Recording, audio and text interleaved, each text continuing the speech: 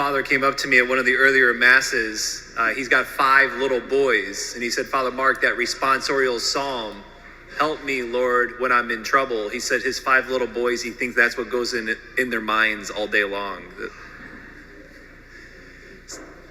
Many say that one of the greatest works of literature ever written is Dante's Divine Comedy. You don't have to have read it or know the background to grasp the common experience of the journey that Dante is forced to go on. It's a story of a man who confronts his struggle with sin, his failings within his heart, and he goes on a journey ultimately toward divine love. And that's what Lent is all about. Every year, for us to confront our own hearts and the sin and failings, the disorder that we know is in there, and this Lent is like a more intense way, a more intentional way, and to give it a more honest look so that we can come out on the other side of Lent closer to and in union with divine love, which is ultimately what our hearts are made for and what our hearts crave. The story of Dante starts off saying that him recognizing that he's wandered off the straight path, and he finds himself now what he calls in a dark wood. And he describes the dark woods as a place of fear, of confusion. And what's interesting is that he says that he doesn't know how it is that he found himself in the dark wood. He doesn't know when he got in the dark wood. When did I even initially first get off the path? When did my bad habit really become a habit anyways? When did I stop praying? See, Dante found himself lost in the dark woods, disorientated. I think it's a great image for us to sit with as we enter into this holy season of Lent. Like, what dark wood might I find myself in? I maybe don't even remember how I got here or when I got into the dark wood. It's like a little off path here, a little off path there, and all of a sudden I might find myself far from God, or at least farther than what I'd want, farther away from those key relationships in my life. I'm in kind of a sort of a dark wood. See, but we aren't made for the dark woods. We're not made to be in a cycle of sin. We're made for divine love. And so this Lent, us as a Notre Dame community will be, of course, using our Sunday readings that the church gives us in the lectionary, but also looking at the journey of Dante to help us ourselves journey toward divine love. And this first week of Lent, 2 things: being stalked by the devil or sin, and then secondly, what is the journey that's required of us to go on? So first, being stalked. This first Sunday of Lent, the church gives us always in the gospel of Jesus being led out into the desert to be, it says, to be tempted by the devil. And notice that the devil has like a stalking quality to him. It's on display. The devil doesn't just appear once to Jesus and leave. I tried once, it didn't work, I'll just leave him alone now. Like, he watches, he waits. One of the Revised Standard Version translation says that the devil departed until an opportune time. He chooses his moments carefully. He chooses his temptations. He comes once, he comes twice, he comes a third time. So it's the way, the Bible has a way of talking about sin as if it has a stalking quality to it. The devil having a stalking quality to him. He prowls around like a roaring lion looking to devour. Or in Genesis, I've mentioned before, right before Cain killed his brother Abel, sin is there described crouching at the door, waiting to pounce. Has a stalking quality to it. Keeps us from love, keeps us from proceeding forward. You see that in Dante as well. Dante's in the dark wood. At one point, as he's in the dark wood, this disorientated spot, stuck in sin, cycle of sin, not even know really how he got there or when he got there. But all of a sudden, he sees a light shining on top of a hill up ahead. And so he knows what he ought to do. He knows where he needs to go. He knows the path to get out of the dark wood. And so he starts on it, begins his climb. And as soon as he starts up and begins his climb, he's confronted with a leopard, a lion, and a she-wolf, 3 beasts, representing the 3 major sins that Dante struggles with: lust, greed, and pride. And those 3, the lion, the leopard, and the she-wolf, they don't just block his way up. They stalk his moves. Dante tries to get around them. He tries to maneuver around them. He has good intention. I'm going to beat this lust. I'm going to overcome finally my outburst of anger, the sin, or this pride, this greed, what have you. But no matter how hard he tries to maneuver around these beasts, his sins refuse to let him by.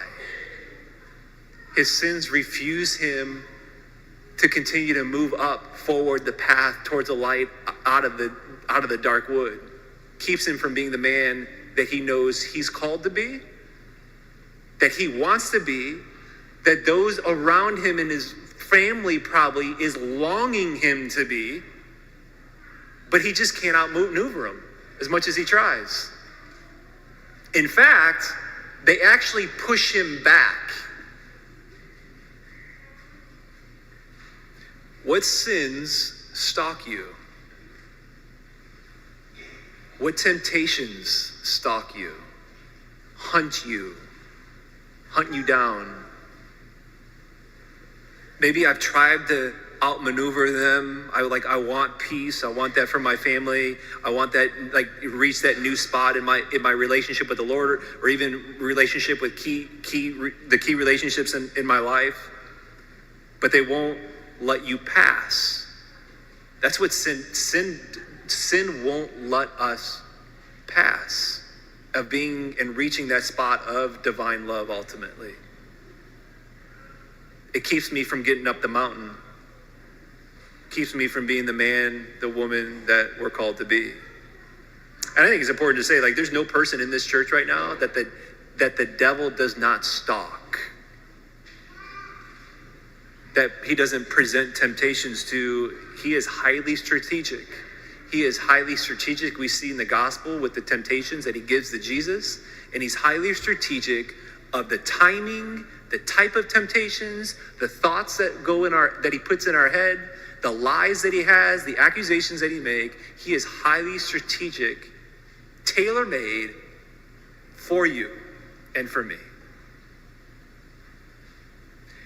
And I think it's also important to say, I've been doing this long enough in my own spiritual life, and then now 8 years of walking with people in the spiritual life, to know that there's not a small number of us in this church right now that aren't discouraged with the stalking, that aren't discouraged with the temptations, aren't discouraged with the devil stalking us, trying to maneuver, having the best intentions, but not able to get past this lust, greed, outbursts of anger, what have you.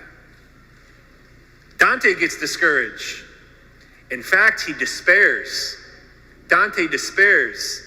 He says, well, I'll just turn back around and go back into the dark wood. It's where I must belong anyways now. I just belong in the dark wood. I'll just go back there. There's tears when he's confronted by the leper. I'll just go back to the dark wood. Which brings us secondly to the journey that's required of us. Because just as Dante begins his retreat back into the dark wood, he gets some help from Virgil. More on that next week. But for now is to say that Dante finds out from Virgil that he needs to take a journey. And the journey isn't up the mountain. The journey is down. The journey is actually into hell. He's got to confront some things that are down there. He's got to confront some hellish parts that reside in his heart before he can rise. And that is the Lenten journey. If we truly want to be free, if we truly want conversion, if we truly want to be healed, we have got to go deeper. We've got to go inside, and we got to take an honest look, perhaps even into some hellish areas and hellish parts. Saint Philip Neri once said, he said, "He who does not go down into hell while he is alive runs a great risk of going there after he's dead." That's why the church gives us the desert for 40 days, to clear out the diversions, to clear out the distractions so that we can be alone with our own thoughts more often and a greater degree. That's what the desert facilitates. And being alone with our own thoughts can be a scary thing, because when we go deep down within our hearts, we might have some thoughts, we might have some ideas, we might have some memories that we assume just leave there unattended. But the desert allows for this journey. It demands for this journey. And that's why I said 4 years ago, when I was my first Lent here, 4 years ago as the pastor, I said, as long as I'm the pastor of this community, as long as I'm your pastor, there will not be a first Sunday of Lent that I don't talk about phones and social media and screen time. And so I'm going to keep that promise, because it is really hard for me to believe that somebody is honest about going into the desert if they're not doing something with their phone or screen times. It's just, I have a really hard time believing that one is honest with entering the desert if they're not doing something with their screens. Deleting an app, deleting multiple apps, putting your phone away for a day of the week, what have you, setting limits. This year, one thing that I'm doing, I got it actually an idea from the guys that I live with. I heard them like 3 months ago now talking about them putting on their phone, just turning it to grayscale. So I was determined to do that during Lent. On Wednesday I did that, so we're 4 or 5 days in now. I tell you what, all the color is out. It's depressing, right? I find myself wasting a lot less time on there. Like the videos, the pictures, they're less appealing. My addiction to my phone is getting hit a little bit here.